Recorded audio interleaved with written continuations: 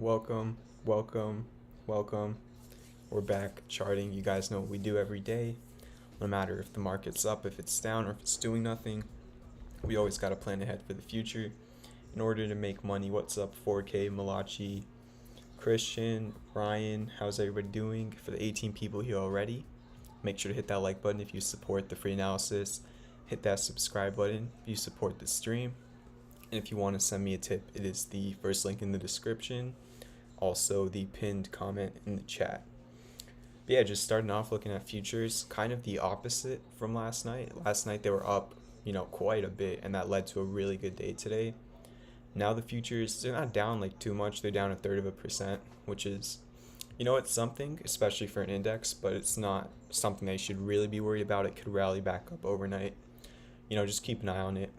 But simultaneously, Bitcoin pulling back, made a new all-time high super late last night, and since then it's dropped over $1,000. Yeah, looking interesting. The MACD did just cross over on the 4-hour.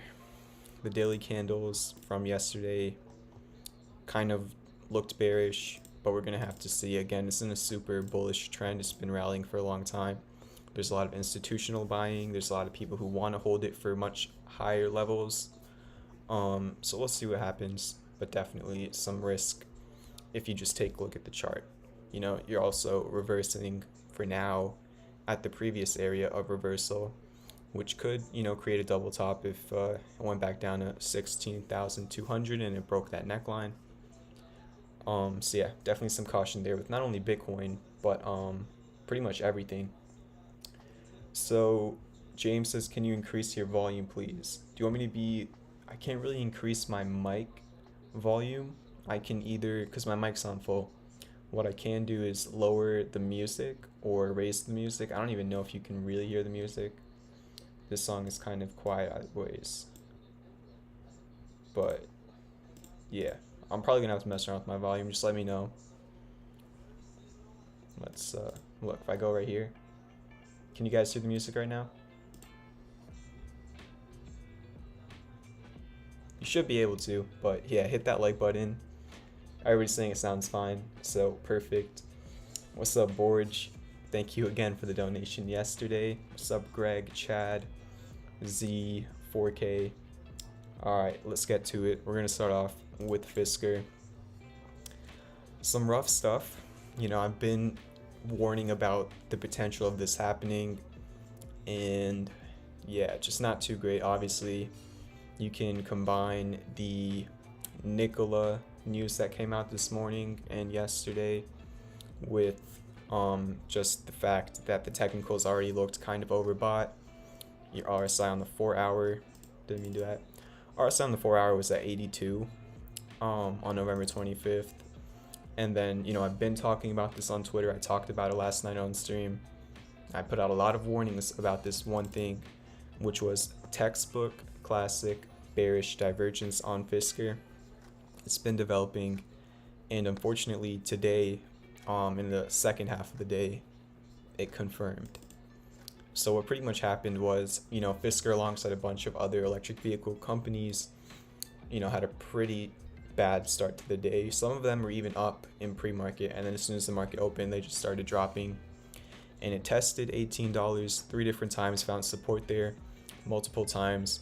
Remember, $18 was resistance here, here, and here.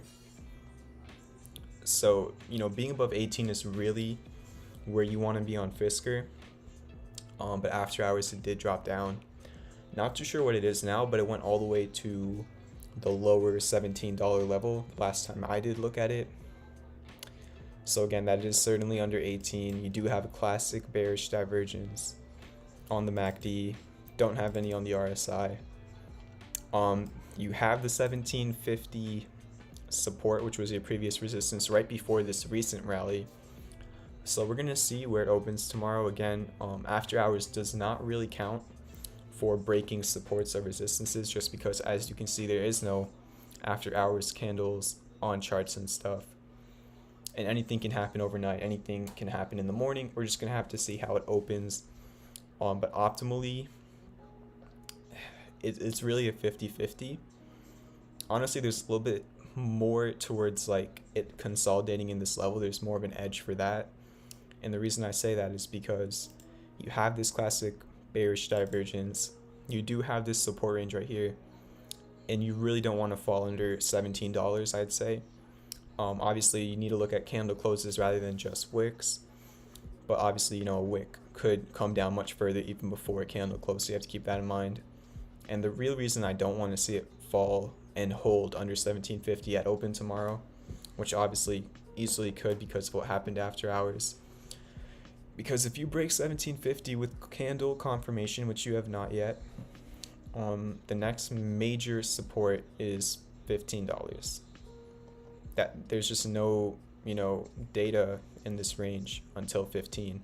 Of course, you do have like this mini support at 1567, and there's also a gap fill that I literally just realized on the 4-hour. There is a gap fill to 1597, so maybe that could take place if the classic bearish divergence does play out and it falls under 1750 for real. There's a gap fill to 1597, so we'll see if that fills. There is still unfilled gaps down here, so no clue on that. But the thing that does give it a chance, especially in the short term, obviously the long term I still think you're going to see much higher levels eventually, just fundamentally, but in terms of like the short term, here's the chance you could have. So I just talked about scenario 1, which was the bearish scenario, which looks like it does have a pretty decent probability. But here's like the other thing where you're hanging on by a thread. If you do somehow open and hold over 1750 in this like support range right here, and you stay above it, what could happen is on the 1-hour you could get hidden bullish divergence.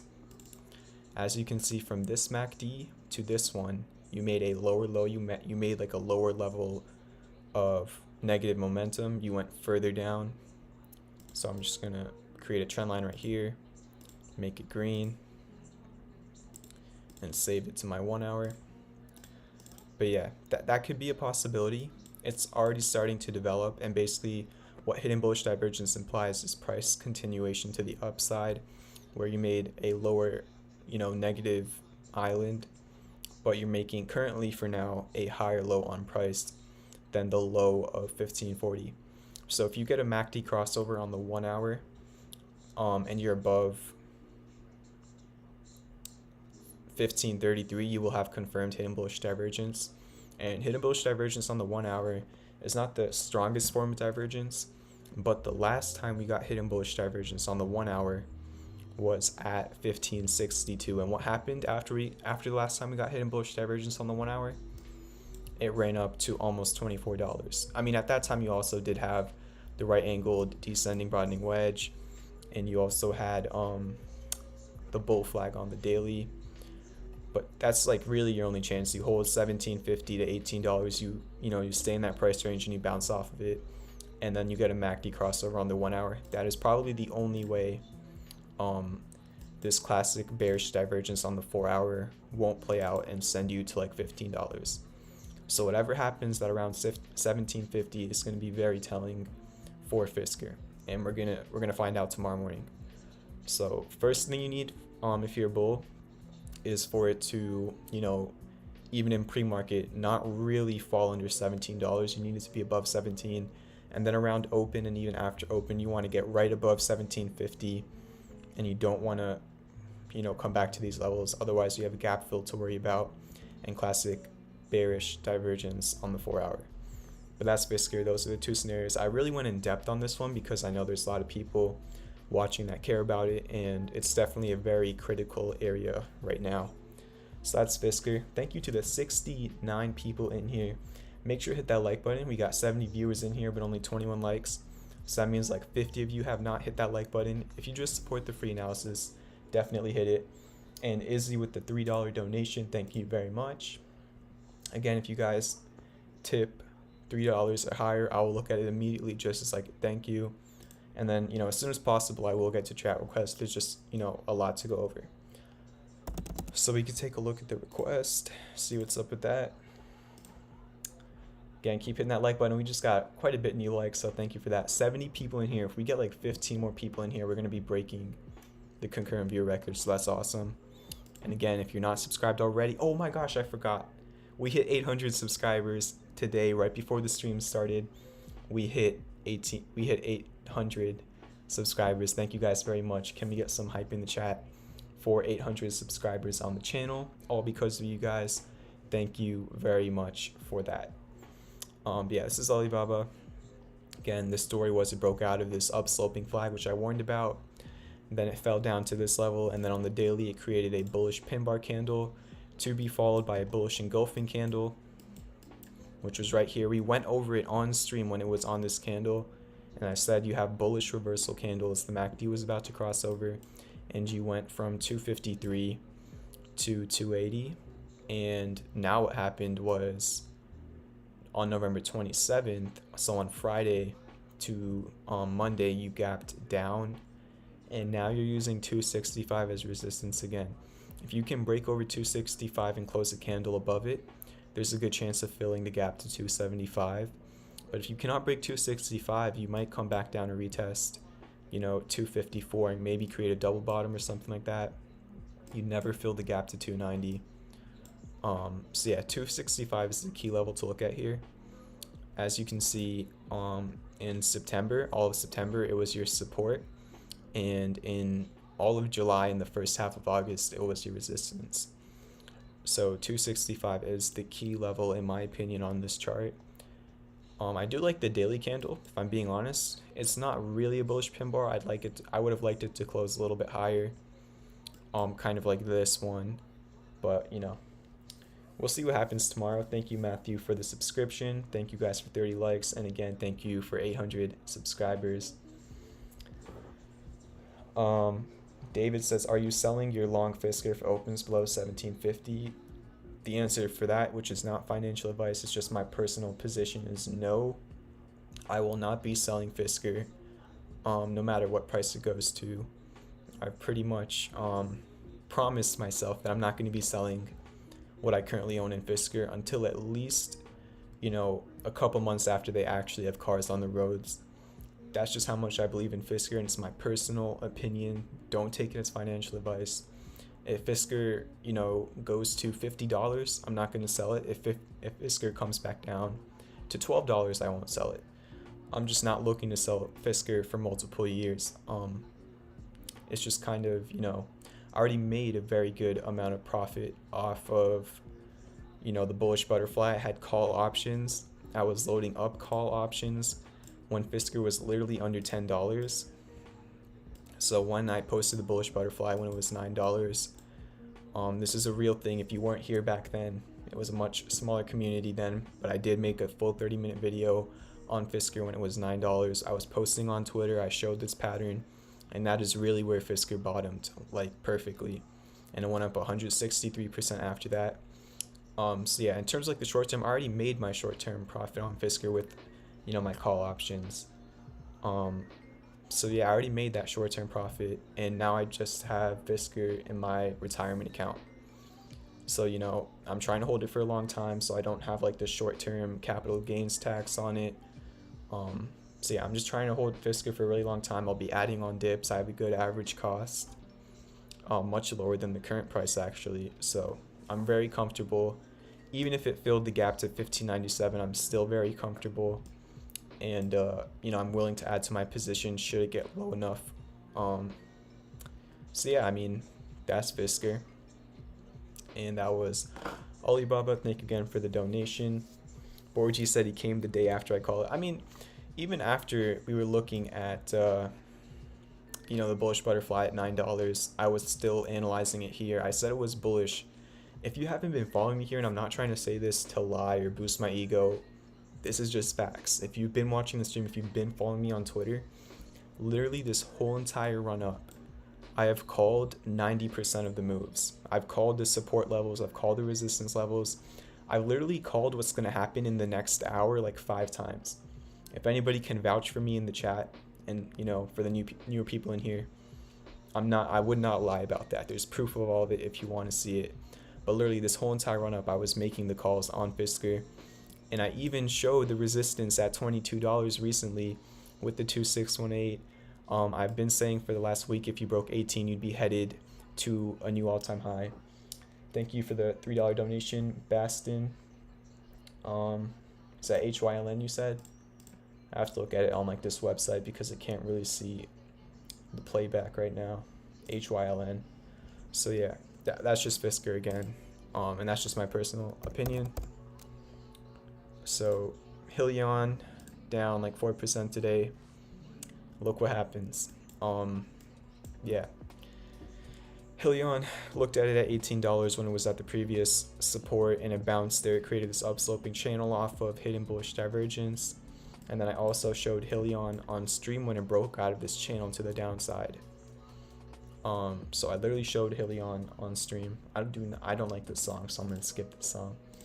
Yeah, I showed it on stream. Once it broke out of this, I warned about it, and I said the next support was 1854 because that was your low on October 30th and July 27th. And what happened when you broke out of this upsloping channel? Maybe you could call it a bear flag. It was a little bit big for a bear flag, but sure. Yeah, you gapped down, and you're right above the 1854 support. We even went over HYLN last night on stream, and I said it looked bad last night on stream, and I had a bad day today. Basically, on yesterday's candle, it broke under the 200-day moving average. So I was like, yeah, I mean, it's under the 200-day moving average.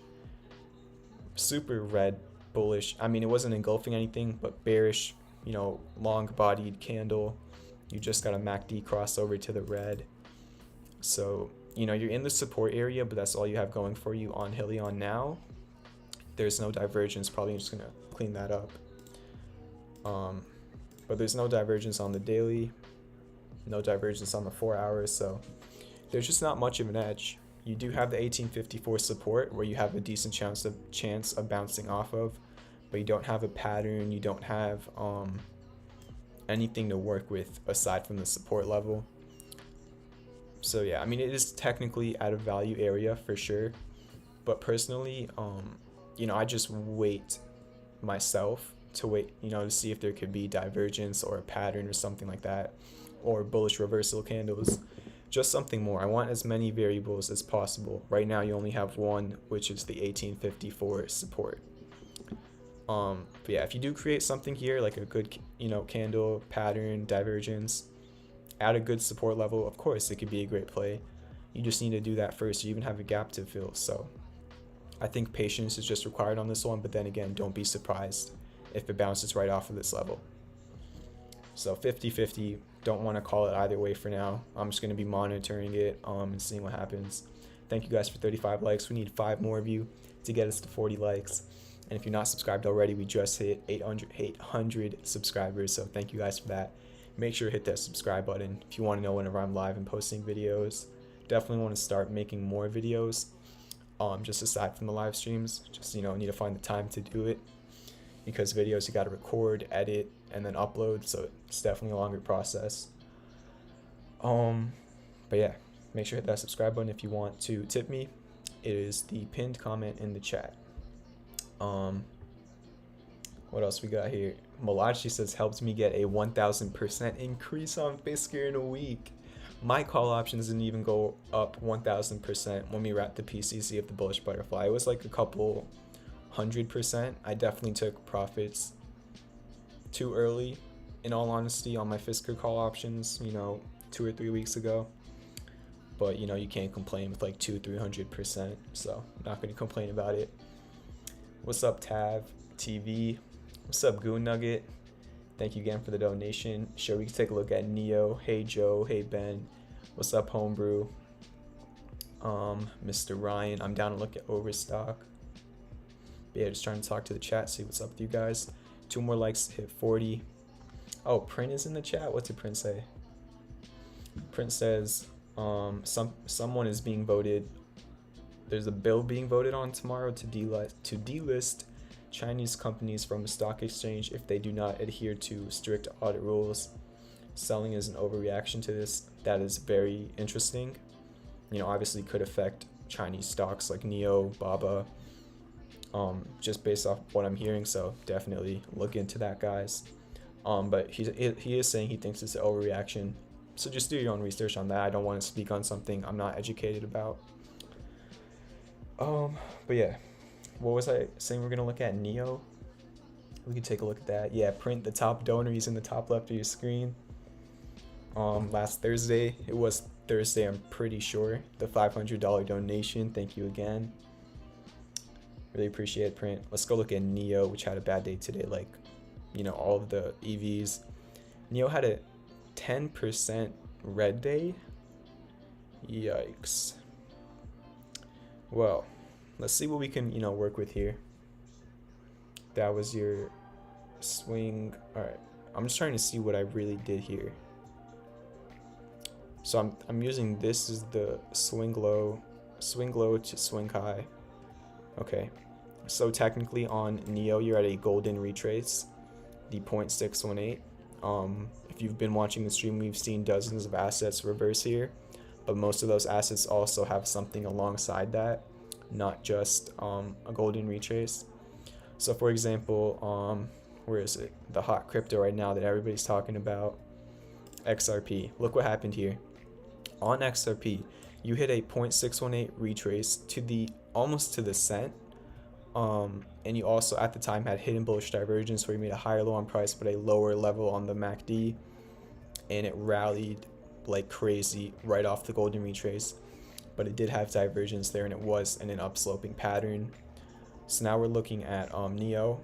The only thing it has out of those things, and I'm just using that for like comparison. But yeah, let me go back to Neo. You're at the golden retrace for sure. Got some more requests coming in. I will take a look at PIC for sure. Thank you guys for 40 likes. But yeah, I mean, it's at the golden retrace. I warned about Neo. I said either it bounces back up at 50 or it's probably headed to lower levels. It did not bounce back up at 50 and it did head to lower levels with the rest of the EV stocks. So I'm trying to look for an edge, and you definitely, all right, you can get 1 hour hidden bullish divergence on Neo if you don't fall under 42.51. If you do not fall under 42.51 on Neo, you'll have hidden bullish divergence. So I would say that's the level you want to hold, 42.51. I do kind of like how on 2 1 hour candles you went down to $44, and you definitely like immediately saw demand at that level and went right back to 45. Rahul, thank you for the $3. He says, can you look at, what was it, BB? Let me fix my playlist. All right, thank you for the donation. We'll take a look at that. But yeah, Neo, you want to balance in this area. You want to stay above $42. If you don't, you're looking at $39 after that. But again, this is, an insane stock that went from under $10 to over 50. So keep that in mind. Yeah, I mean, I don't know. There's no pattern. You're at a golden retrace. You could reverse for a little rally right now. It's just it's a coin flip. There's not much you can do after a run like that in terms of technical analysis. It is more speculative for sure. We could take a look at BB. BlackBerry, interesting. Somebody did tweet at me about BlackBerry, I think on Friday or something like that. So good stuff on their end. They charted it, and BlackBerry ran today. Whoever did tweet me that, great job to you. Yeah, man, people have been talking about BlackBerry for like a week now, and congrats to all of them. I definitely should have considered it more, I'll be completely honest, but that's just what happens. You broke the 200-day MA. You also had a very nice double bottom. There had to be some sort of catalyst, right? There's no way it just went from $5 to almost $10 without a catalyst. I don't think technical analysis would do that.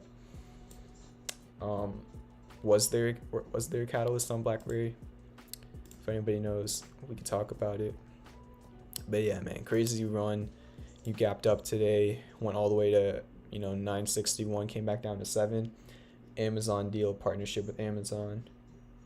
Very interesting. You're talking about I don't think anybody can debate this. Maybe you could say Tesla, but if you look at their numbers coming in their reports, I would still argue Amazon.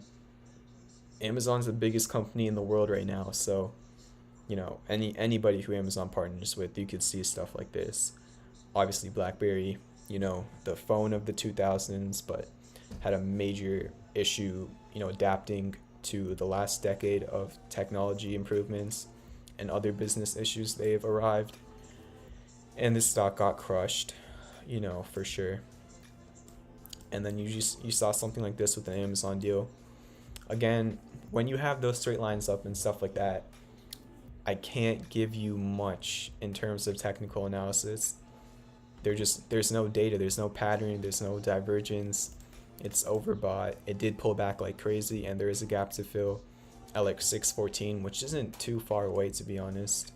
Apparently they have earnings on December 18th, but fact check that. Inverse head and shoulders projected move. This is probably what you're talking about, but I would not say this is a textbook inverse head and shoulders. And if it was inverse head and shoulders, it already played out. If you're looking at it like something like that, left left shoulder, head, right shoulder, maybe even look at the right shoulder right here. But what I really see is the double bottom, and honestly, what I really see is that none of this really mattered.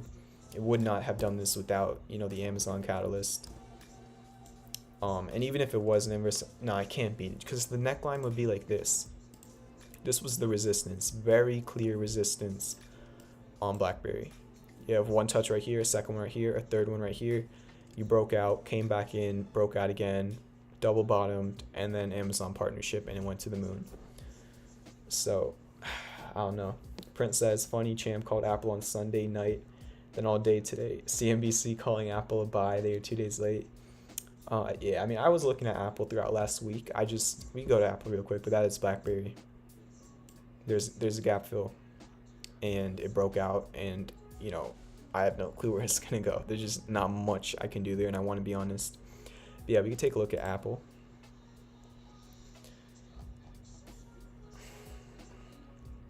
Look what happens. I went over this on stream on Sunday, posted it on Sunday night. Since the entry, up 6% almost, and did exactly what I thought it could do.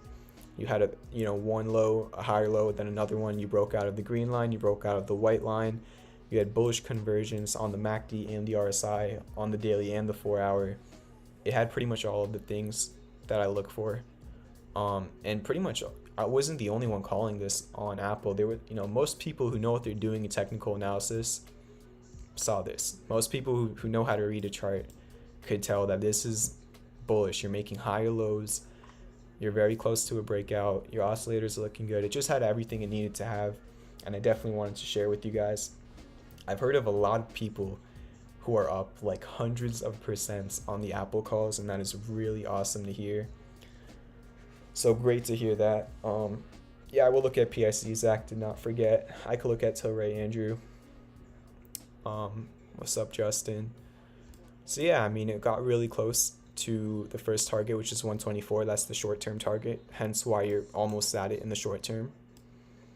You just confirmed the bullish convergence on the daily. As long as the market itself is doing fine, Apple is completely fine. Don't see anything bearish on the chart. You could back test this breakout of the white line right here, which would be a couple percent away. But I don't even know if it would. It's just looking good, but obviously it looked better in the value area where I posted it.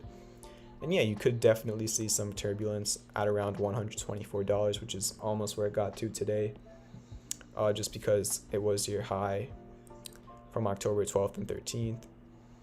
But yeah, Apple, great stuff on that. Now we're going to take a look at PIC. I don't know why my back is hurting. 71 concurrent viewers. Thank you to everybody coming out. Make sure to hit that like button if you support the free analysis. 6 more likes away from 50 likes. Let's get some likes in here for Fisker, Apple, Overstock, Big Commerce, Bitcoin, Tilray, Nikola, GameStop, JMIA, Beyond, Pinterest, Neo, ACB.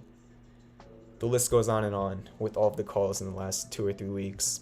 So let's get some hype in the chat for that. Let's get some likes out here. And let's keep looking through all these tickers. We're gonna look at PIC now. What else we got in here? Borge says you were pretty interested in Kern yesterday, but it took a hit today. What do you think about it now? So yeah, I mean, let's do PIC first, then we'll go to Kern. Definitely want to talk about Kern. And good job on my end by not making it a trade setup. I waited for market open to see what would happen, and it did not break out. So definitely always wait for candle close confirmation, which is why I did not post a trade setup on Kern, and I said just wait to see how it opens, because you saw how it opened. Alright, let's keep going. PIC, pretty interesting day. If the music is too loud, I feel like it might be just a little bit too loud. Let me just put it down, I guess. Should be better. But yeah, 4 more likes away from 50. Let's get to it, guys. Thank you again for almost 50 likes, but thank you again for 800 subscribers. But yeah, PIC, just another one of the EV stocks that, you know, had a good pre-market, was at a high place at open, and then literally pulled back the rest of the day. It broke under 1471, which I warned about in the morning, and I even warned about yesterday. And then it went right down to 1354. Probably go on the 4-hour. Look at this one. Went down to 1354, bounced off of it. On the next candle, it retested 1354, bounced off of it. So it bounced off the support zone I've been talking about 2 times in a row. Yeah, it's just I don't know why I'm talking like this. Again, when I start talking really fast, I start messing up what I'm saying. I will look at tree as well. But PIC, super simple. You want to stay above 1354. You don't want to close any 4-hour candles under it. The longer you stay above 1354, the better. If you do close a 4-hour candle under 1354, take caution, because there is certainly a gap fill to 1259. So definitely take caution with that.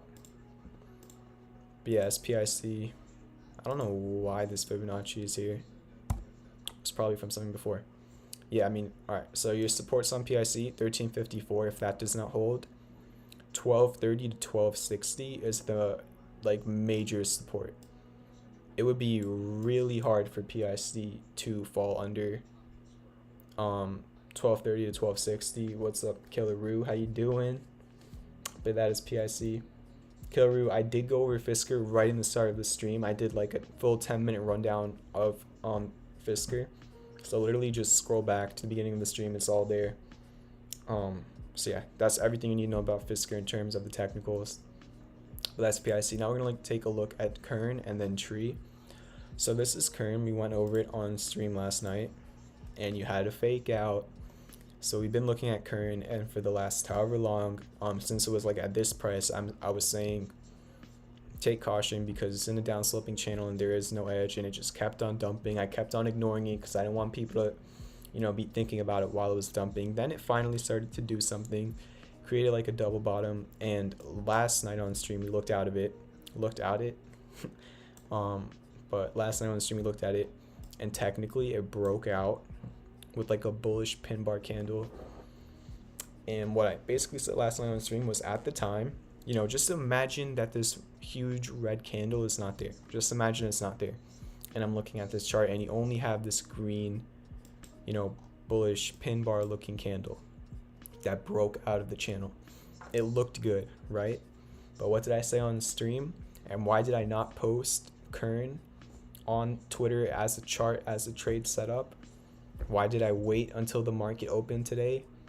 Because things like this are very common. When you get a breakout, but you've been in a downtrend for so long, it is very common to get a fake out breakout, and you could get a couple of those before like a real one. A perfect example of this, we just looked at it. BlackBerry, it was in a downtrend for so long, it finally broke out, But what would happen if you bought this breakout right here on BlackBerry? It went from 562 all the way back down to 438 because it was a fake out. Then BlackBerry broke out again. Fake out, was not a real breakout. Then over here broke out again, and with the Amazon catalyst, it had like a 2x in price. I mean, eventually Kern can break out, and it probably will break out eventually. But after you have such a big downtrend, fake outs like this are common, which is why I wanted to wait until this morning to see if it was a real breakout, and that's why I did not post it last night. And again, it closed under, the supply line, and it's technically just under 377, which is a pretty decent level. Probably go on the 4 hour look at it. But yeah, 377 was your resistance right here, resistance right here, resistance right here. And if we go back in time, it was the place you bounced off of in March of this year. So 377, pretty critical level. And yeah, it's technically right under it. I don't know if it will get back above it. Down 13.5% today. If it can, it's super simple. If it keeps on failing to break 377, you're probably going to come back down and test 335. That's just the next support. Oh my gosh, my talking is not on point tonight. I'm just messing up my words. It's been a long day, okay? But current 336 is your next support if you can't get back above 377. If you can't get back above 377, of course you can see much higher prices. But you really need a confirmed breakout on Kern, and it might take some time to develop that. Steve says, so you want to see a green 1 hour confirmation candle in the morning, or what exactly? Probably not even a 1 hour. I want to see, it doesn't even matter if you get, candles just above it. What I want to see is multiple candles not only being inches above it, but back testing this resistance as support. I don't want to just see them closing above it, then falling under it, then closing above it, then falling under it. I want to see them breaking above it and never coming back under it and making it the support. That's called a support resistance slip, and it's pretty much how you confirm a breakout. And it can be really hard to confirm a breakout after such a long downtrend. But that was current. Now we're going to look at tree. Got a lot more requests coming in. One more like away from 50. So hit that like button if you have not already. If you support what I'm doing, hit that subscribe button. And if you want to send me a tip, it is the pinned comment in the chat. It's also the first link in the description. So we just need one of you. All right, we got 3 of you to hit the like button, so appreciate that. Let me see how many subscribers I'm sitting at right now. I know we got a couple in the beginning, but we broke 800, man. That super happy about that for sure. Let's see what we're at. We are at 818. What? I just got like 20 subscribers in the past hour. Man, you guys are crushing it. But yeah, this is Tree. I will try and get, look at a lot more chat requests. We got some time to go. Just, require some patience. Appreciate the support. 420.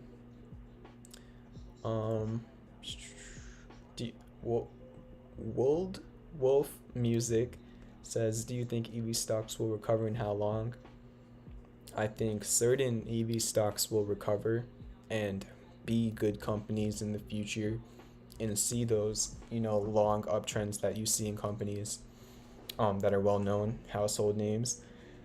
But at the same time, I think many other EV companies are going to see long-term downtrends because the only reason they went up was because of, the EV bubble and just people throwing money into random EV stocks. So, yeah, certain companies will, certain companies won't. That's just what happens in a bubble. You're just going to have to take it company by company. And of course, I can't really do that right now for time purposes. But yeah, this is Tree. Been tweeting about it quite a bit. And it needs that bounce. It has everything. It just needs that bounce at this point. If it doesn't bounce in this area, it's just a failed trade, which is why I say on every single stream, nothing is ever certain. All I'm showing you guys is probability. It's just my opinion based on what I've learned, and of course in the past few weeks it's worked out. near perfectly somehow, but it's not always going to be like that. There's going to be tougher times in the market, and you just have to always manage your risk so you're prepared for when the unpredictable happens, because there is no certainty in this trading world. It's just all probability. But yeah, this is Tree. We're going to see what happens. It has, a lot of things to work with. If we take a look at the 4-hour, you have classic bullish divergence. We've seen it time and time again. We're on these higher time frames at a support level. You get classic bullish divergence. Good things can happen. Example 1, overstock, 20% profit trade. Example 2, big commerce, 20% profit trade. Same exact thing on those two things, those two stocks. But yeah, that is what Tree is doing. You're at the support area. You have the classic bullish divergence. You're also at a 1.618, which is the golden ratio. Pretty cool. Fibonacci used all over the universe. In human anatomy, bee colonies, galaxy spirals, pretty crazy. But it can also be used in trading. If you want to learn about Fibonacci, there's course video 4 on my channel. There is a link to the free course in the description. But we've seen many times where the 1.618 is used as resistance, like we saw on Fisker, like we saw on Fubo, Palantir, a bunch of things. And it can also be used as support, like how it was also on Fisker. You had a reversal on Fisker at the 2.618, which was the bullish butterfly. You had a 2.618 retrace on Fisker, you reversed there. Right now you had a 1.618 on Tree. There is no, harmonic or anything like that, but same fib retrace. You just go from the previous swing low to, the previous swing high. And then if we look at like the macro pattern, 365 was like your highest point so far this year, and your lowest point was 136. And currently you fell halfway back down. You're at the 50% retrace of this whole entire April to July rally. You ran up and now you fell halfway back down. So you have a 50% sale on this asset. You're at two different Fibonacci lines. You have classic bullish divergence on the 4-hour. Not much of a pattern, of course. So yeah, this is Tree. I have call options in Tree. If it doesn't hold this level tomorrow, I'm probably going to stop myself out of the call options. So we'll see how it goes. I'm not advising anybody to get call options. I'm not a financial advisor. I'm just trying to see if the divergence will play out. And if it doesn't play out, I have to cut my losses. That's just how it goes on things like this. Trying to catch a falling knife. But I do think whenever you get that first big, 5% green candle with the divergence and the 1.618 and the 50% retrace, you could probably see a bottom. The question is just, will it happen? There's no way to know if you will get that demand. It is a stock with less volume, smaller market cap. I think they're like a finance, banking, loaning company, something like that. And they're not a huge company. But obviously they are a publicly traded one. So we'll see. This is not even my play. I actually heard of Tree from a YouTuber called the Stockwatch2. I watch his videos. Well, no, his Twitter is the Stockwatch2. His YouTube is just the Stockwatch. So yeah, this is where he first brought up Tree, and then I wanted to chart it myself, and I saw a bunch of variables. And yeah, that's Tree. What's up, Bala? Trademan says, you don't think Solo has a chance? Look, I mean, if the EV bubble continues, I'm not going to say it can't run up like crazy again. That's just what happens. It's a trader's market. If people want to keep on putting demand into a stock with low supply, it's going to go up. But if I was not a stock trader and I was just an average, person looking at a Solo car, I would definitely say the egg car is not going to be a thing in the future. Call me crazy, but a car looking like an egg that has a top speed of 80 miles per hour will not have high demand. That's just my opinion. Thank you for the $3 donation, EJ Senior or E JSR. The request was meds. I think I have charted it before. Let's take a look. Again, guys, any tip $3 or higher, I will review it right away just as like a thank you. But thank you guys for 60 likes, like 818 subscribers, 2,500 followers on Twitter. Really appreciate it. So meds, pretty new company. Not a lot of data on the chart, but you have pretty much the only thing you have on the chart is a channel where your support was $5.39, your resistance was $8, and it broke under the channel. Went much lower. It broke, it went from $5.39 to $4.41. Steven, thank you for the $3 donation. Really appreciate it. What was the request? Piton. And then he's asking for the stop out price of tree. Just depends on your risk tolerance. If it really falls under like 245, at that point it's like, it had the 1618, it had the classic bullish divergence, it had the 50% retrace, and it's still falling. Like, what's gonna save this thing, right? But things could change any day, and it just really depends on your risk tolerance. But at the same time, do keep in mind that this could be a bounce area, which is why I have call options in tree. I don't know if it will be a bounce area. I'm just saying it could be. So yeah, it just depends on your risk tolerance, but obviously take that with a grain of salt because you are at a bounce area. It's just, the struggle of trying to catch a falling knife like tree is obviously the risk of, can it just keep on falling?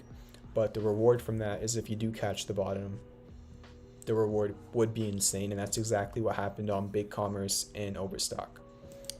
But yeah, this is meds, and I will take a look at Piton after I go through this.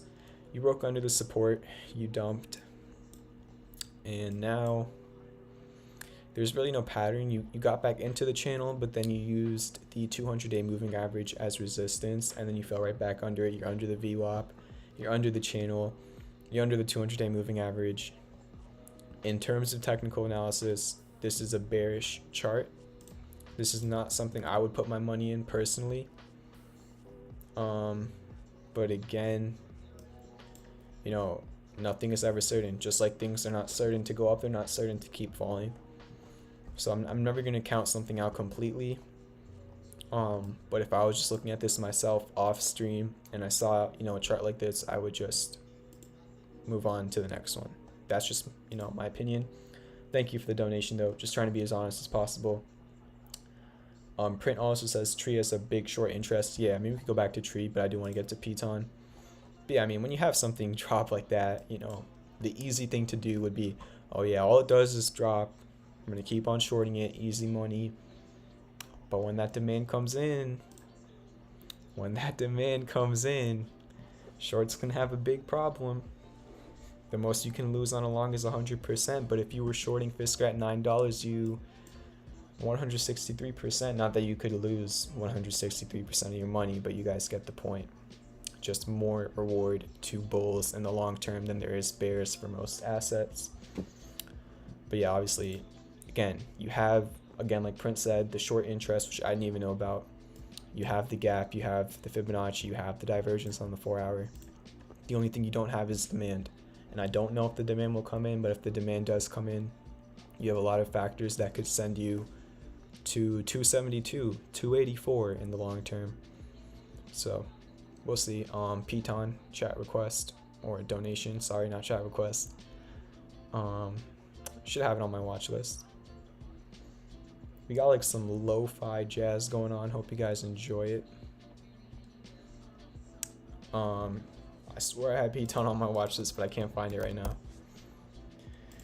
Peloton 112, just kind of hanging in there. So Piton, you kind of made like this ascending triangle after a gap down. You had classic bullish divergence on the 4-hour. On the daily, you have confirmed hidden bullish divergence, which implies price continuation to the upside. I remember there was hidden bullish divergence over here. I actually had a trade on Piton before I even started posting stuff on Twitter. This might have been one of the first things I ever posted on Twitter. But as you can see, you made a lower low on your MACD, but you made a higher low on price. And yeah, it also happened again at like 80 something dollars on the 4 hour. I think the 4 hour one was the one I tweeted, like one of my first ever tweets about stocks. But that's besides the point. Yeah, I mean, I put out a trade setup for Piton. There was that one day where like, stops just got hunted. That happens, but that same exact day when it got, it closed the day over 100, I said technically it was still fine if you wanted to take the 2%, loss recovery margin and re-enter if you got stopped out. And, after I said it, it did close over 100 on this day right here, November 16th. It had a nice run to 116. Did not fill the gap to 122. That could still be in the future, especially with the hidden bullish divergence on the daily, on the RSI and the MACD. And your support is 108, so super simple. You were using 108 as resistance. Now you want to use it as support. You're still above it. Hidden bullish divergence on the daily. And, you could argue that the classic bullish divergence already played out. You were mainly using the classic bullish divergence to find a reversal. Remember, classic divergence equals reversal. Hidden divergence equals continuation. But yeah, as long as you can stay over 109, 124 could be in the future. It's just a gap fill. And you have hidden bullish divergence on the daily. It just would probably require patience and obviously the risk of 109 and under. But that is Piton. I don't think I have any more donation requests. Again, guys, 61 likes, really appreciate it. Still got 50 people in here. Thank you guys so much for all the support. Make sure to hit that like button. We just got one more like in there. But yeah, that should be all the donations. So now, what you guys have been waiting for, let's move in to chat requests finally. Drop some takers in the chat. We'll take a look at it. I'm going to look at LMND for Bala because he's always out here. And I'll take a look at PayPal for Rooster, both of my mods. I got you both. And then after that, we're going to look at the takers you guys request. But yeah, guys, thank you so much for the support. Keep hitting that like button if you like the free analysis. And if you want to send me a donation, first link in the description and pinned comment in the chat. Alright, what music should we listen to, guys?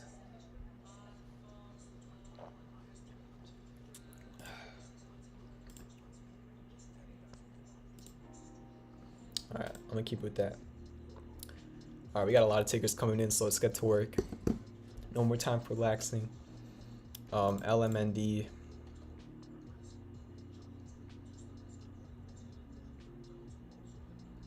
Interesting stuff that it's doing. Sorry if I was just like staring at my screen. So this is Lemonade. I don't know too much about the company, but definitely a lot of people do talk about it. Not that the volume's any crazy. And I don't know, man, you just fell under a support and you kind of had like a failed 3 rising values. As you could see, you had a low, then a high, then a higher low, but then you didn't really make a higher high. So it wasn't really a textbook 3 rising values, and probably that's why it failed, but it went down 8% today. And this is what I'm definitely worried about on Lemonade. 65.93, broke under that. So I was actually watching Mitch Ray, my mentor, where I learned all this from. He was streaming earlier tonight, and he did also go over this stock. So a lot of the stuff I'm talking about, he also, said, trying to remember what he did say, but yeah, you just gotta be careful because in terms of support, like the next one I personally see is $57, which is quite some time away, and you just broke under, the VWAP, you broke under the support, no pattern, and also if you look at it like this, if you create a demand line, which looked, yeah, that was a very valid demand line, you just broke under the demand line today. So I don't know if it was a channel. Maybe we could try and see what that would look like. But again, I'm going to try and like speed through these now.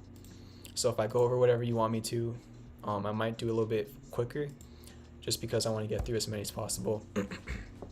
Yeah, I don't know about that one. PayPal. Ooh. Not bad. This kind of looks like a double bottom, obviously. Not the place you typically see a double bottom. That's usually after a dump, not at your all-time highs. But sure, let's call it that. Your support would be the neckline, which you're right at $215. It looks like what could potentially be happening here on PayPal is you broke out this morning, and then after the breakout on PayPal, you went back down to back test the breakout.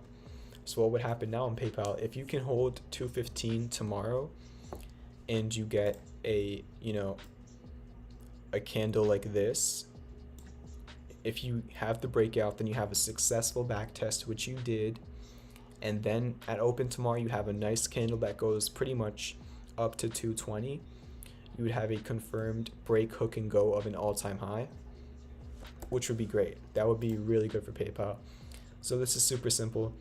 Stay above 216 and you're going to see much higher prices eventually, and then fall under 216 and take caution. But that's PayPal. Got a lot of requests coming in. Keep hitting that like button, guys, if you support the free analysis. I'm gonna really just try and look at ones that are like interesting to me. Johnson & Johnson we looked at last night. Where is it at? So yeah, Johnson & Johnson, we looked at the inverse head and shoulders last night. Somebody requested it. I posted it on my Twitter this morning. I'm not currently in Johnson & Johnson, but it did gap up over the 200-day moving average on the right shoulder of the inverse head and shoulders, and it went all the way up to 149. So from 144 to 149, and then it pulled back. It's retesting the VWAP. If it falls under the VWAP, I don't know about it. You do have some kind of support at 145. But if it can hold the VWAP, you're probably going to retest this neckline. So we'll see on Johnson & Johnson. Again, just trying to do a little bit faster. They're going to be more brief, but I'm going to try and do more quantity for tonight's stream. Vroom, it broke under the support. I warned about it last night. Not last night. I warned about it yesterday morning. Vroom, it was a trade setup, but it failed for the short term. For the long term, it definitely still does have a chance, just because it's still out of the channel. Maybe you could say this was your breakout and then now you're back testing it. But what I didn't like about Vroom and why I stopped myself out of Vroom was because your MACD is starting to move back down, and you broke the $36.76 support. You broke out of that. It was your resistance. Then you used it as support, and then yesterday you confirmed a candle under it, and then today you dropped even further. So I stopped out yesterday. Again, I don't know, this MACD is looking weird to me. I did warn about it when it was literally like 2% under the entry of where I posted it, so not a bad loss at all, obviously. Kind of at like this mini support at 35.38. As you can see, you have these two wicks right here. So the price action still looks kind of fine. Again, your risk is pretty much down to 32.99. If it falls under 32.99, there is no way to know how low it can go. So you're looking at less than a 10% risk for the long term, because you would assume your stop loss would be at a new all-time low. So you're looking at only a 10% risk for like a long-term trade. So if you believe in this company fundamentally, you could see higher prices if you don't fall under $33 again. But for the short-term trade, I don't like how the MACD looks, and I don't like how it fell under 36.76. It's still on my watch list. If it starts to do things that I like seeing on the chart, then I'll be talking about it again. But that is Vroom. Borge wants to listen to hardcore rap. DraftKings, sure. I don't think anything really changed on DraftKings today. Yeah, I mean, it's just been having an insane run. I called the run not since the bottom, but since $39. I've been calling this run. You had 4-hour classic bullish divergence, and you had daily hidden bullish divergence. And since my call, you went up 33%. And now it's just finding resistance at $52, which was your resistance over here. If you break $52, like for real, with candle close confirmation and a back test, there's a gap to fill at $55.81. If you cannot break 52, the next support is $48.30. Velodyne should be on my watch list. Yeah, I mean, it was a trade setup I put out. It hit the first target, 24% in the midterm. That was spot on. Did not get all the way up to the long-term target, but got like halfway there. But yeah, I mean, it was an inverse head and shoulders. It was at the bottom of a range. It had classic bullish divergence on the daily. I think it had divergence on the 4 hour as well. So I put out a trace up on Velodyne like literally a month ago, and it went up, like probably extend this. It went up 40%, so great stuff there. I got out super early just because I was trying to play another trade. But yeah, now, I mean, it just looks like something that already played out. But at the same time, it did get crushed. It went from $32 all the way down to like 13 bucks. So if you ever do see an insane rally, maybe it's because the price got crushed. It was just one of those SPACs that got demolished during the SPAC dump. And unfortunately, it's one of the SPACs that's not been able to really take off again, where we saw Fisker, LCA, and a bunch of others, make really good rallies like V-shaped recoveries. I gotta sneeze, but that is VLDR. I already looked at Johnson & Johnson. Justin says he just rewatched the Fisker portion. That's exactly what I say. You're not selling your shares until you drive past an ocean on the road. Yeah, I might only start selling shares when I'm sitting in my Fisker Ocean, but personal preference. Or maybe I'll be buying shares sitting in my Fisker Ocean, who knows? That's going to be a long time in the future. My kids are probably going to see my profits on Fisker before I do. But what else we got in here? Rocket. Sure, we could take a look at it, and then we'll look at Tilray. Where's Rocket at? So Rocket, it went up like 13% after my buy call, but then I did put out a warning. It didn't hit the target of the trade, but I did put out a warning right at $23. And what was my warning? You had hidden bearish, not bullish, bearish. You had hidden bearish divergence on the daily. At this price, you made a lower high, but you made a higher high on your MACD and your RSI, which is bearish. I warned about it on stream, and since then it's been dropping. And then I also said your next support is $20, and look where it's been going sideways at $20. That was your resistance over here and your support over here, so that's where I got 20 from. So everything on it is technically fine, except for the very obvious hidden bearish divergence on Rocket. So I'm not going to be looking at Rocket too much until you get a MACD crossover back to the green. I just don't see how it can have an insane rally without this hidden bearish divergence being, finished. So I'm just waiting for the MACD to crossover. It could take weeks, could take a few days. There's no way to know. Still on my watch list, but yeah, I mean, $20, it can bounce off of it. It has been bouncing off of it, but not too crazy. It's been going from like 20 to 21 back to 20. But I just don't like the oscillators right now. Now let's take a look at Tilray.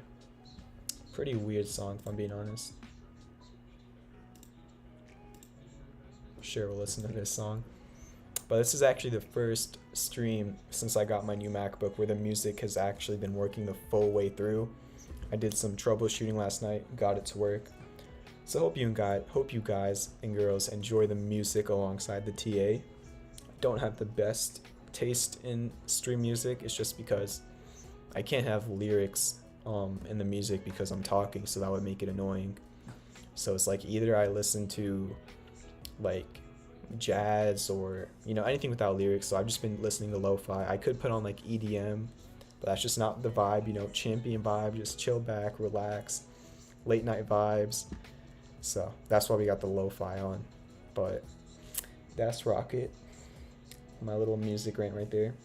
Doesn't Rocket have a huge vote? I mean, listen, I like Rocket as a company. I think they're a great company. I think they're well on their way to being a very profitable company long term, especially with Rocket Mortgage. They also have really good partnerships with the Cleveland Cavaliers, I think, with the esports team called 100 Thieves. Lo-fi hip hop, but wouldn't lo-fi hip hop have lyrics in it, or would it just be like hip hop beats? I don't know. This is just kind of like soft lo-fi, I guess. Some of the songs are good, but some are kind of weird. So yeah, I mean, Rocket, I do think they're a good company in terms of their ability to make money over the long run. Just the short-term technicals are iffy. I do get how people are calling this an inverse head and shoulders.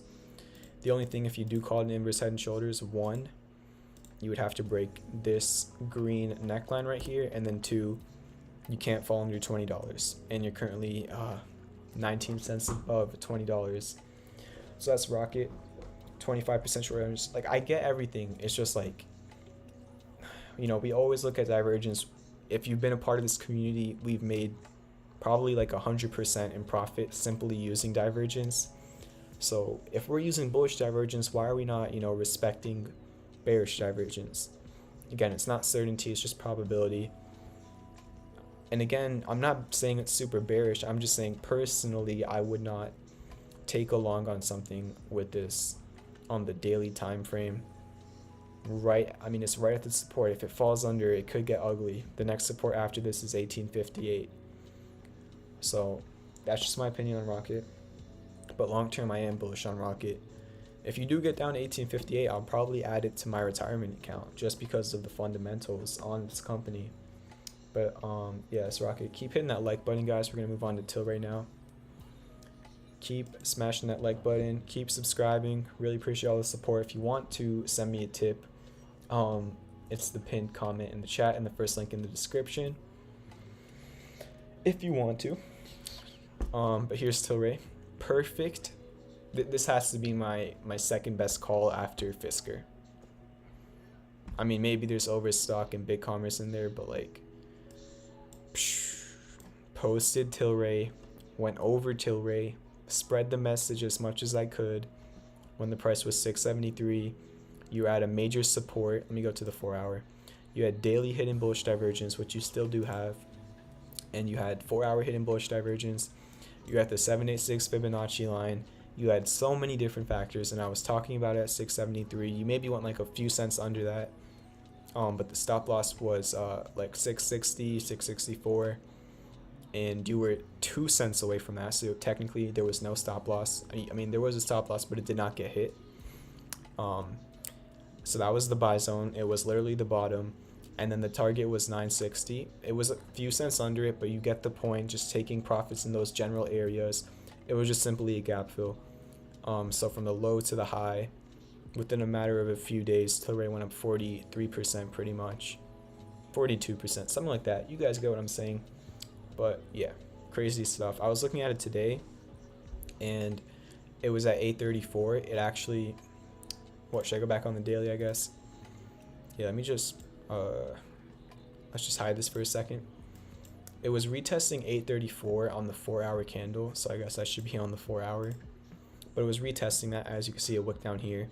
And 834 was actually your resistance all throughout July and the first week of August. So there was a chance of it bouncing there. It bounced off there the first time, but then the second time it retested it as support. It could not hold that level. I warned about that as well on Twitter, saying it failed on the second test of the support, and then it just continued dropping. So yeah, I don't know. There's not much of an edge. It played out for 42%. So we'll just have to see on Tilray. Not too much to go off of here. I don't know what's happening with my chart. I'm trying to get the price range back on, but whatever. That's Tilray 2. Clinton says Bears gotta eat too. Used Champs tattooed chef call yesterday, and the puts I bought were money. Yeah, I mean, I've been talking about tattooed chef, and unfortunately I warned about it, and I know there's a lot of people who love this company and stuff, but I have to be impartial. I just look at the technicals, and you fell under $16. I've been warning about it since it was at $16 and broke under the 200-day moving average, which I warned about last night on the stream, and then today it went from $15 all the way to $14. So not a crazy drop. It was a 4% drop, but if you did have puts on it, obviously that was a lot of profit. It's in a support area right now, but there just isn't any divergence. There isn't any pattern. But you do have a bullish pin bar on the daily, which is a reversal candle. So we saw a very similar thing on Alibaba, where you had a bullish pin bar and then you had a bullish engulfing candle the day after it, and that was like the local bottom. You're also in this support area. You didn't really touch the actual support, but who knows. The only thing it's just like a 50-50. You do have the bullish pin bar, you do have the support under you, But at the same time, you're right under the 200-day moving average, which is bearish, and you're still under $16, which was, you know, the resistance right here and the support right here. So just a coin flip. We'll see what happens. I'm not, you know, not shorting it. I'm not longing it. I'm just letting it do whatever it wants to do until there is a major edge for one side or the other. But that is TTCF. I want to try something out. All right, we still got 45 people in here. Thank you guys for 66 likes. Thank you for 800 subscribers. Instead of me asking you guys to drop just regular tickers in the chat, I'm sure most of you have been in here for a couple weeks now. You've been learning things. I want you guys to drop tickers in the chat, but at the same time, I want you to tell me the reason why you want me to look at it. I want you guys to give me an argument for a ticker. Say what pattern you see, what divergence you see. And if you're wrong, like, that's completely fine. I'm just doing this for education. So, like, I'm just gonna, you know, I want people to tell me certain things. Give me a reason, like an actual reason why you want me to look at it. And I'm not gonna be like harsh. Like, if you mess up, this is just all about learning. Just trying to help you guys out. You know, hidden bullish divergence on AMTX. But don't lie just to make me look at it, okay? I mean, if you're wrong, you're wrong. That's completely fine. I'm just saying, don't start saying, you know, crazy things just for education. I get what you're saying. Again, I'm just trying to help you guys out. All right, there we go. We're getting some good stuff in the chat. That's what I want to be seeing. So you gap down on this. I understand, you know, the idea behind it. The only thing is you can't have hidden bullish divergence if you're going down on price. So the way hidden bullish divergence works is you run up and then you make a higher low on price, like that, where this was the first low and this was the second low. But at the same time, your oscillator makes a lower low on price. So divergence just means the price and the oscillator doing the opposite thing, and hidden bullish divergence implies price continuation to the upside. So you can't get continuation to the upside if you're going down in price. But I definitely understand why you would think that just looking at the MACD. But yeah, you just can't get it on something like that. You do have the gap and you're finding support here. So as long as you stay above 195, you're above support. If you fall under 195, the support after that, there's a little bit at 165. Well, yeah, 165 would be your next support. You also have the 200-day moving average right around there. So yeah, I mean, if you fall under 195, you're probably going to want to stop out around the area based on your risk tolerance, not financial advice. So yeah, you also have a major gap to fill, but that kind of looks like a breakaway gap. So you might not fill it for a while unless it has some crazy catalyst or something like that. That's AMTX. Definitely understand why you requested that, so good stuff there. What else we got in here?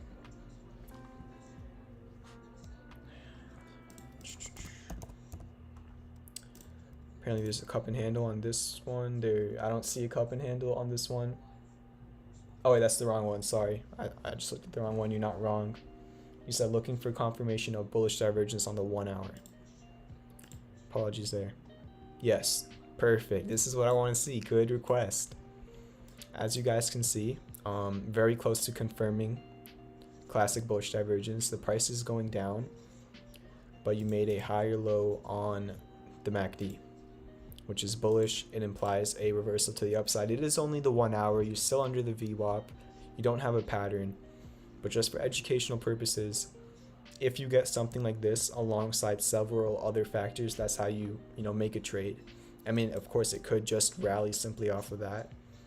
You also have classic bullish divergence on the RSI. So it's really, it's really strong to have it on both your MACD and RSI. And the RSI already started curving upwards, which is like kind of how you confirm it on the RSI. And then inches away from confirming it on the 1 hour. Any signs of, continuation in demand would lift it up. You're just under the VWAP, which is, iffy. And you're actually out of support as well. If this thing has a good open tomorrow, I might day trade it. So great request. Again, this is a high risk thing. I'm not saying this for anybody else to do. Like, I'm gonna have a tight stop. I'm gonna, have good risk management. I'm just going to give it a shot, maybe if it opens well. But I like how it's out of support with 1 hour divergence. Usually the only time I do use 1 hour divergence is for a day trade. So depending on how it opens tomorrow, I'll keep it on my watch list. Appreciate the request, good stuff. Who requested that? Mark Shantz, good job right there. Alexis says all to form a cup and handle. Let's see about that. Print made a request. We're gonna get to that one next. Print, the top donor, definitely will be looking at that. He said alt cup and handle, right? Nah, I mean, I don't see a cup and handle. Maybe you could call that a rounding bottom, but you already broke out of it and you're running. There is no handle. The only thing I would really do right here, just because I'm trying to get through as many things as possible, you have resistance at 1438 and you have support at 1187. Those are your two levels to look at on alt. OPK, curious if it has hidden bullish divergence. Again, I'm just going to be looking at what you guys are talking about. I'm not going to be like doing full breakdowns and stuff. OPK does have hidden bullish divergence, but this candle pattern is technically considered a tweezer top, which is bearish. So you're also under 434, which was a support. So 50-50 on this one. But you are right about the hidden bullish divergence. Yeah, KM. I like this idea. I might do it more often. Not only is it educational or more educational, but it really gets people, engaging with good tickers that for reasons, because a lot of the ticker requests, and I'm not being harsh on anyone, they're just like straight lines up, like Palantir, Fubo, LCA, and I get why people are requesting them. It's just technical analysis can't do much for a straight line up or a straight line down. PIC we already did look at, looks like a reverse head and shoulders on the daily. I would argue against that. I think it just looks like a rounding bottom and it's back testing the breakout. But we did look at PIC. Clint says the MACD is up when price is low. What is that? That's classic bullish divergence. So Clint, we just looked at it right now on the 1 hour.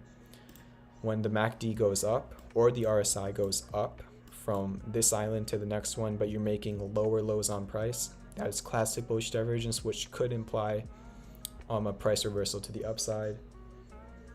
Confirmation of the hidden bullish divergence on PFE from Malachi. We'll take a look at that. I'm really trying to run through as many as possible because you guys really seem to like this format. I got a lot of requests on it.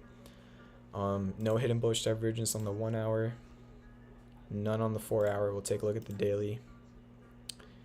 There was classic bullish divergence, but that was at $33. It just went up to like almost 40. It did go up to $40, so that was a long time ago. I don't know how I feel about the flutes there. But yeah, I mean, PFE, it had classic bullish divergence at 33, broke over the 200-day moving average, and broke $37, and then it broke $39. So it's just been breaking out of everything. I think this is more of a catalyst fundamental play than a technical one, regardless, just because of the vaccine news. So that probably matters more. OTRK still in the falling channel, absolutely. I'm still holding OTRK on the daily. Looks great in the channel at the 78.6% retrace. There is no divergence, but I do like how the MACD is starting to go back towards green while the price is going down. That's not textbook, classic divergence on the daily, but it is textbook classic divergence on the 4 hour on both the RSI and MACD. It's already confirmed, and you did get a bounce right at the demand line where I posted it. So again, this is just one of the trades I put out. It has all the factors it needs. It did have a nice day today, up 2.4%. But one, it just requires patience, and then two, it's just probability. It has the factors, but will it happen? We shall see. So that is OTRK. Oh, I need to look at Prince request. Amazon. We also had somebody else talk about Amazon. Who was that? Kern did not do a cup and handle. Clint. It just had a fake breakout of a downsloping channel. I do understand why you're seeing a cup and handle because of like the rounding bottom, but I did not see a handle on that. I'll take a look at it for 1 second, but I do want to go to Amazon. Where's Kern at? Nah. I would not call that a cup and handle. Amazon. What is up with these songs? They were so good in the beginning of the playlist, but now they're just terrible. What is this? I'm probably gonna have to go to a new playlist. Alright, that's better. It's not great, but it's better. Amazon. What did Print say about it? Chart looks like it's about to break after a long period of consolidation. Print, correct. Rooster, I know. I was just distracted with like, I get distracted very easily. Sorry, Print. But spot on. Print, you've had some great requests. JMIA, there was one other one that, what was it? FEAC, so Flying Eagle and JMIA, great request by you. Another good one right here on Amazon. You have this pennant, it broke out of it today. And not only did it break out of it, learn from the master, appreciate it. Appreciate all the tips you've sent me as well. Yeah, it broke out of this pennant, textbook pennant. And not only did it have a confirmed breakout, but it had a back test. And what have I been talking about? What I learned from Mitch Ray, the strongest form of a breakout, to really confirm a breakout, because you do get fake outs quite often. You got a fake out on Kern, which is why I didn't even post it on Twitter. But yeah, you had the break, then you had the hook, which means you made the previous resistance your support. Now what you're looking for is the go. That looks nothing like a candle. My mouse moved to the side. But you're just looking for something like this, where you have a green candle, you open right here obviously, and then you run up to either about the same price as 32.45 or potentially higher, and that could be your confirmed breakout. But Amazon looking good, no divergence on the 4-hour and no divergence on the daily. More of just like a pattern play. I think I might have been looking at like the 1 hour here or something, so I'm gonna delete this. Again, I need to change the playlist, guys. I'm so sorry. Please don't judge my taste in music off of this. It's gone really far into the playlist and I haven't heard that part of it before. But yeah, Amazon. 4-hour definitely did break out. Daily, it's still on the verge of it. Still looks fine to break out. So that's Amazon. Fib that Amazon. Sure. The thing is like, even if I did, which way would you want to look at it? Do you want to see, Fibonacci targets on it? Because we can do that. But it just gets kind of weird with the pennant. So it just depends on how you want to look at it. If you were using it for selling targets, I'd probably use this as your swing high and this as your swing low. And that would make your 618 like 32.90, your 786 33.80. So I mean, it just depends.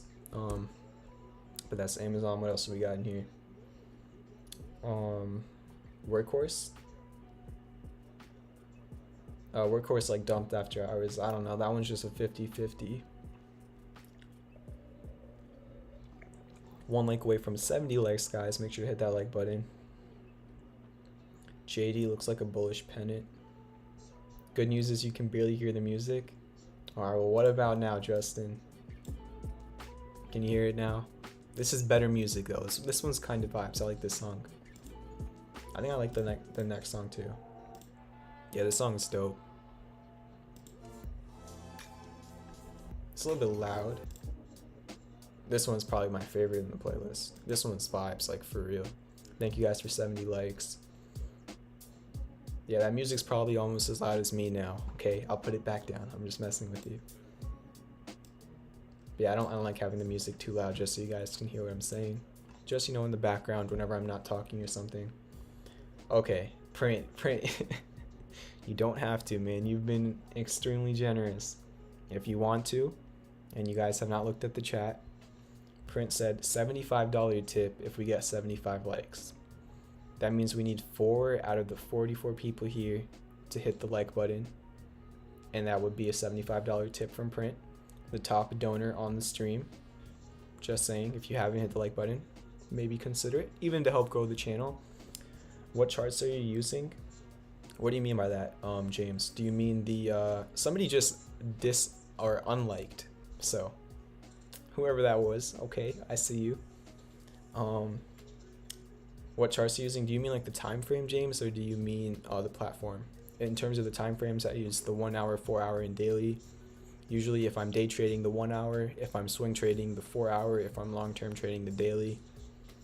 And then I use TradingView. That's the platform I use. 2 chart. Yeah, I don't know who unliked, but 5 more likes, and we will get the $75 tip from Print. So I feel like everybody here might have already hit the like button. I don't know if we're gonna get it tonight. Print's already been super generous. So again, I brought it up. Print said it. We'll see. And yeah, it is in my referral link to TradingView is in the description. So what else we got here? Fib that Amazon, JD, pennant on JD. I don't know.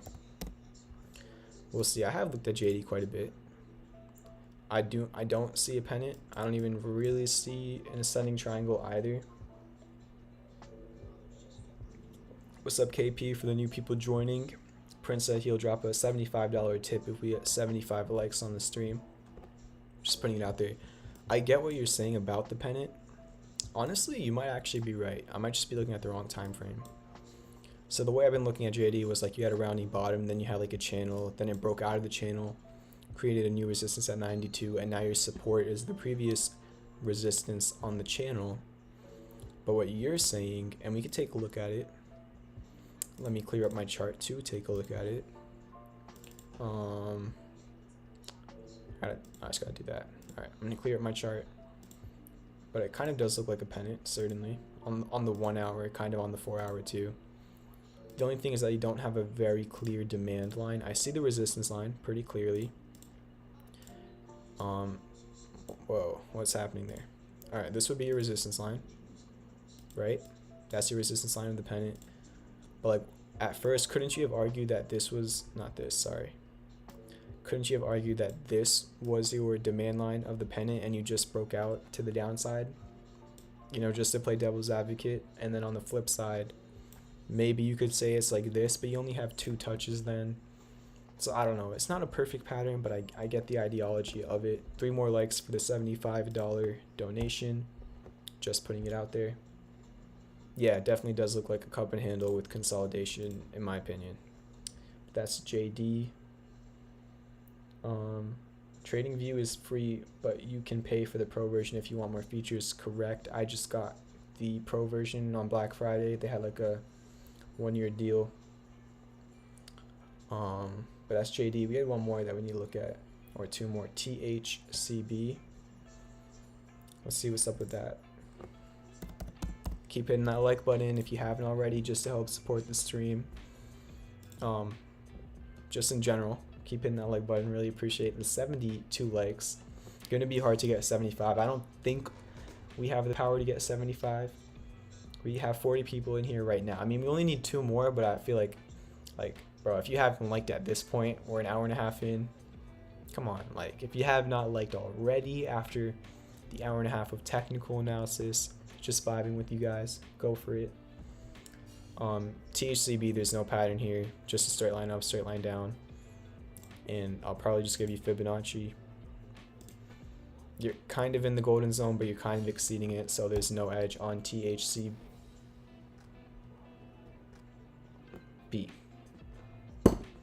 Boom! The dollar bills. You got Leo DiCaprio from The Wolf of Wall Street in your screen. But more importantly, we got Print with the $75 donation. Print is the top donor on the stream. He has dropped insane donations on the stream. So thank you very much, Print, for all the support you've been giving me. Let's get some hype in the chat for Print. For the $75 donation, for the 75 people here that liked the stream, thank you very much. Print, you're the man as always dropping the big donations. Thank you so much. I feel like we should play like a dope song now. Let me think, what's like the perfect song for a $75 donation?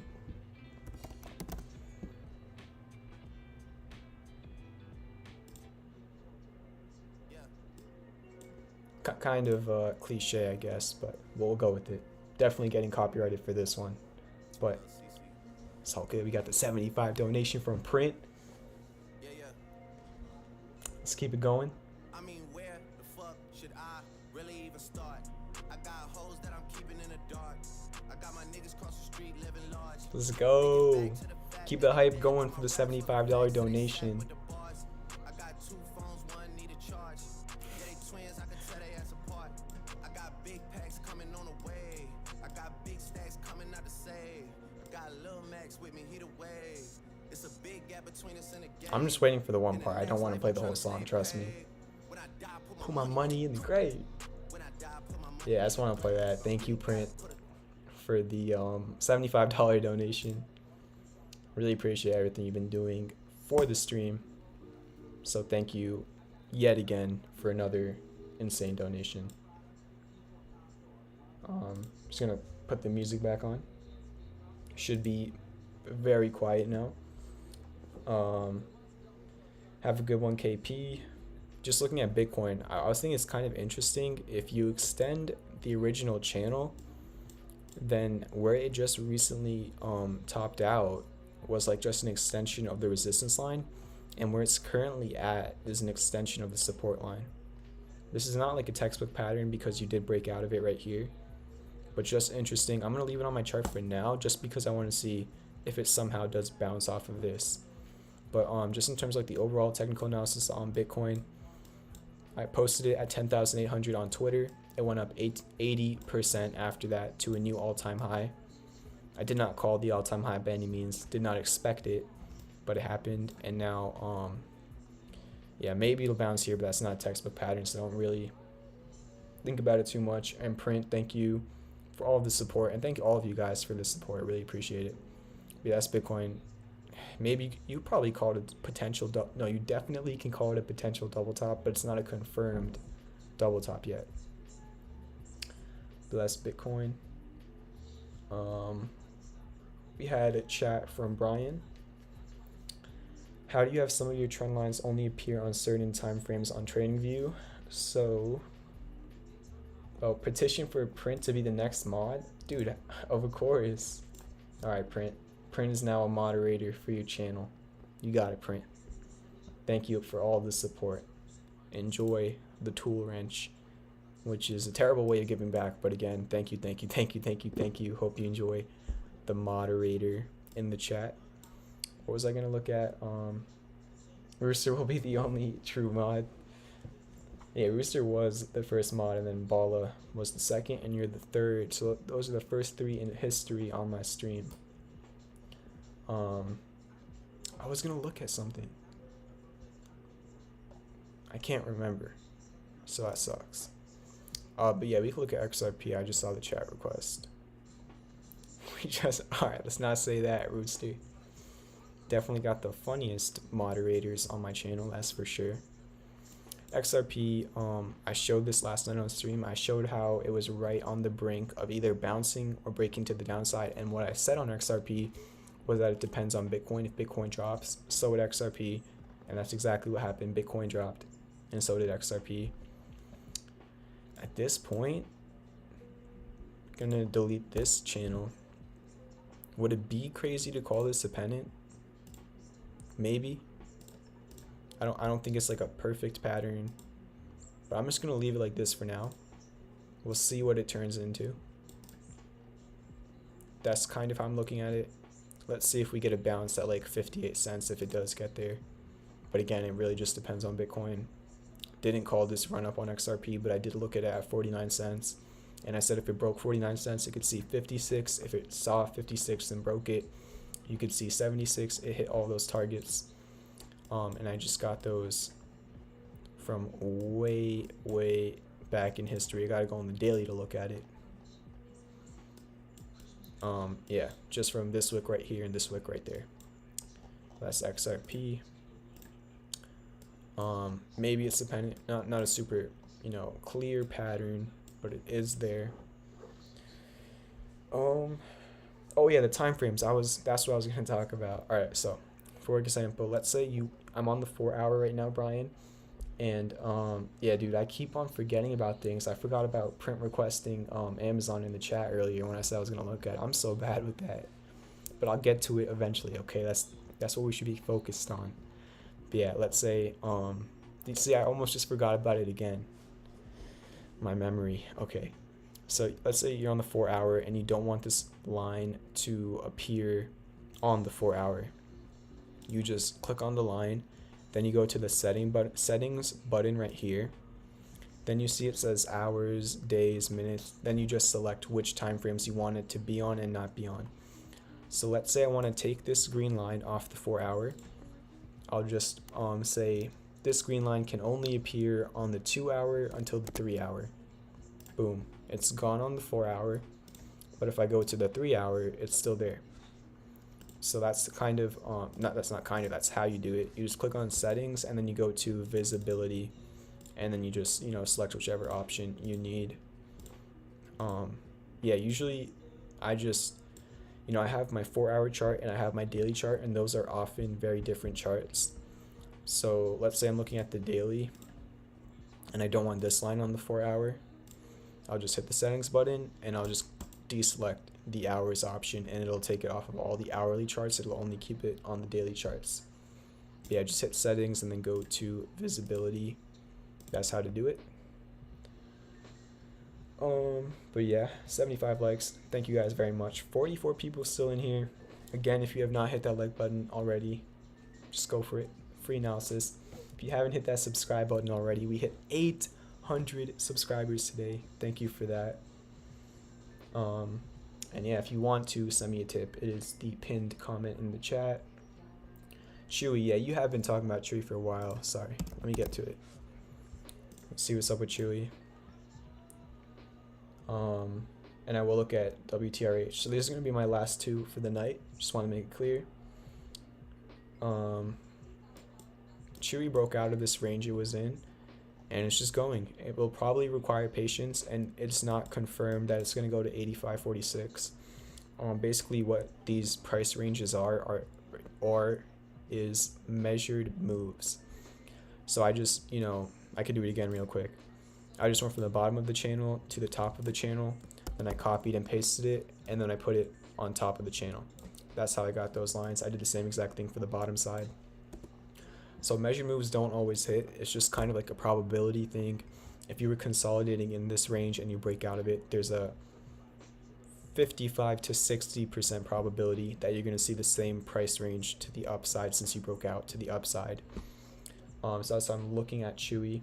He says, do you think the bullish divergence will bring it to 84? And 84 is actually right at the measured move, so we're definitely looking at a very similar level. Don't see any bullish divergence on the daily.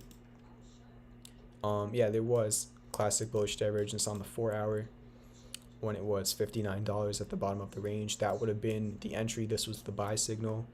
You're at the bottom of a range with classic bullish divergence, and since then it's up 30%. So that was like the optimal entry.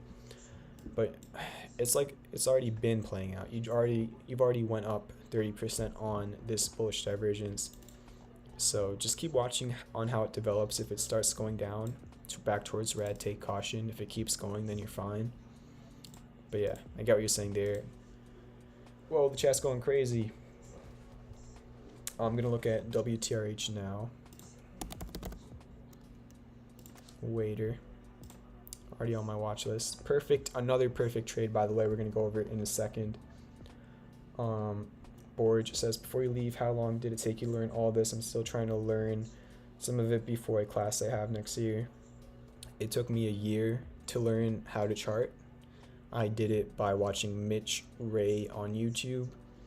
Still watch him to this day every single night. And yeah, that's where I learned pretty much everything. I would just look at his streams every day, and all the things he would talk about, I would just like look up online. If you want to learn, he's definitely, a great resource. Just search up Mitch Ray on YouTube. He goes live every single night, just a couple hours before I go live. But if you want like a free digestible 1 hour course that's just like a crash course on what to do, I have a link to that in the description. It literally says free trading course. It's my full course I made. It goes over like 90% of the things I talk about on stream. The other 10% are just the things I've recently learned that I've been talking about. And it's not a perfect course. I made it 2 months ago over the summer, or like 3 months ago, but it definitely I think it's very digestible. It's not super packed with information, but it has every single thing you need to know from a basic to an advanced point. And my main focus of that course was to make it digestible, because I feel a lot of the courses that people are putting out are either they charge you like $800 for a BS course, or what they're putting out is extremely complicated, especially for people simply trying to learn in a fun way. So I just really try to focus on that course being digestible, and the more advanced TA is done on stream, as you have probably been seeing. What else we got? Steve says he has free trading view with VWAP and can't even get the MACD to show up at the bottom. Want to add as an indicator. Anyone have an idea at what I might be doing wrong? Sure, I'm going to take off all my indicators, and I'm going to try and help you out. I don't know why the RSI isn't. Alright, it's right here. So I took off my MACD, I took off my RSI. Now I'm going to take off my VWAP. And I do have the pro version, but on the free version you still get 3 indicators. So you should have room for your RSI, MACD, and VWAP. You just go to your indicators and you literally search up VWAP. It's the first one. It will say built in. You click on VWAP, so there's your VWAP on your screen. Then you literally just look up MACD. You click on the first one that's built in, then it will add it to the bottom. Then you literally just look up RSI, and you click on the one that says relative strength index. Literally the first ones that pop up are what you click on. And there you go. Just gonna reorganize it to how I had it. My VWAP is also white, so I want to make that white. So yeah, that's how you would do it. And you do have up to 3 indicators on the free version. What's up, Brian? Appreciate the support. Just started trading in May. I also started trading in May. I've been learning for a year, but I had to wait until May to start trading, because that's when I turned 18. And then yeah, waiter, perfect trade. Broke out of the falling wedge. It had classic bullish divergence at the time on the 4-hour, and I think on the daily too. I put out a buy call for waiter at $2.62 with a target of $3.90. It was a 48% profit, and it played out perfectly. Literally within like a week, it went to my target for 48%. And then when it went to the target, I even said maybe it'll go just a little bit higher to 411, because that's your golden retrace. And that's pretty much what it did. It went to 410, and then since then it's been pulling back right at my targets. Those were why they were the targets, because they were resistance areas, and they were also your Fibonacci lines. That's your golden zone, where it's very common to see an asset reverse there. So yeah, and now it's just back testing 319. It could bounce at 319. You just don't have any divergence like you did in this area, and you don't have a pattern. So the only thing you currently have on waiter is the support of 319. You just don't have anything aside from that. But if you want to look at the new Fibonacci on waiter, we can do that. We can see what retrace is waiter currently at from this recent rally, right? We go from our previous swing low, the last place before the price went up, to our previous swing high, the last place before the price went down. We go from low to high, and as you can see, you're at a 50% retrace, which is just right at that golden zone. The golden zone is pretty much between 50% and 61.8%. This is the most common place for assets to reverse with other indicators popping up on the chart. Do not use this solely by itself. You want to be using patterns, divergence, supports, and resistances. But this is definitely an add-on indicator that is very useful. Did not mean to do that. So yeah, it's at a 50% retrace, and it's at 319. So keep that in mind, but you just don't have any pattern or divergence or bullish candles that I'm seeing. What else we got in here? Rooster says Musk tells employees the stock price will get crushed if they don't control costs. I did see that on Twitter. Prince says Musk is also open to merging with another car company if the opportunity came up. I also heard that on Twitter. Definitely will not be Fisker. And I don't think anybody wants it to be Fisker. I want Fisker to be its own thing. I really like the branding of Fisker. And Fisker and Tesla are competitors, so there's no way they're ever going to merge. But it could happen with other companies. So yeah, that's going to do it for tonight. Thank you guys for the 76 likes, for the 800 plus subscribers, almost a 2-hour live stream, 412 playbacks, the very awesome tips, especially from Print with a $75 donation. I will see you guys tomorrow night at 9:45 EST. So trade safely tomorrow. Have a great night. And I'll be posting on Twitter in the morning to give updates and potentially new trade setups if I come across anything. So everybody have a good night and peace out.